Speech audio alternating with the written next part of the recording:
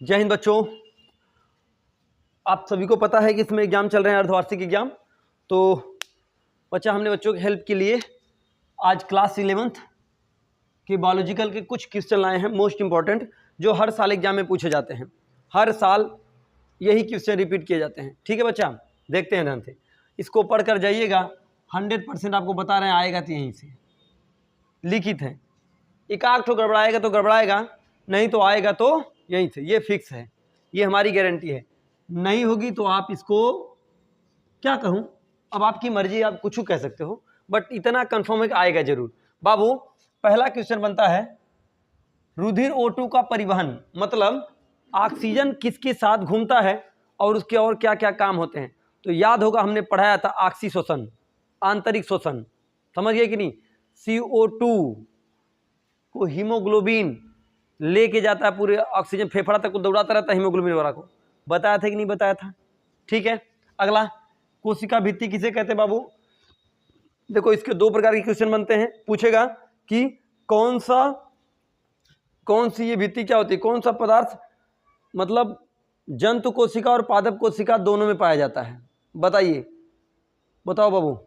तो उसे कहते हैं कोशिका झिल्ली, ये दोनों में पाई जाती है, पादप में पाई जाएगी और जंतु में भी पाई जाएगी।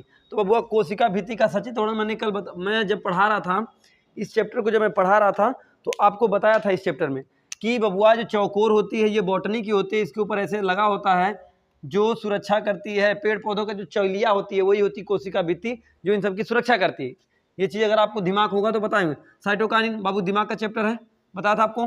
मानव में दोहरा परिसंचरण, फेफड़ा में राइट से आया, राइट से निकला, बायां से आया, दाएं से निकला, बताया था कि नहीं। ऐसे ऐसे रुधिर का घूमना, लेफ्ट राइट, तेज से धीरे से, तेज से धीरे से, बताया था इस चीज को। तो बबुआ ये मानव का दोहरा परिसंचरण।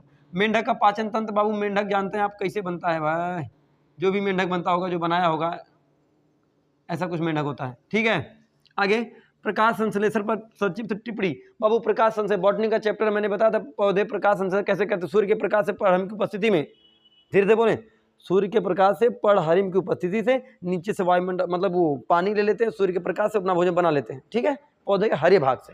ठीक है, मोलस्का एक संघ है बबुआ, बताया था। मोलस्का क्या है, एक संघ है। बॉटनी का क्वेश्चन, बॉटनी का नहीं है, संघ का है, सबसे बड़ा संघ होता है। आगे विषाणु और जीवाणु, बैक्टीरिया और वायरस में अंतर, बैक्टीरिया और वायरस में अंतर। वायरस फैलते हैं एक दूसरे से, है कि नहीं, संक्रमण होते हैं, लेकिन बैक्टीरिया संक्रमण नहीं होते हैं। समझ में आए। साइकस के प्रमुख लक्षण, साइकस एक पौधा होता है बबुआ, उसमें जो पाया जाता है उसके बारे में लिखना है। ये क्लास 11th का क्वेश्चन है बबुआ, इसको भी आप 100% मान के चलो आएगा। नहीं आया तो वीडियो पे ना कुछ ग्लैप्स होते हैं, गाली, अब्यूज बोलते हैं उसको, समझिए कि नहीं।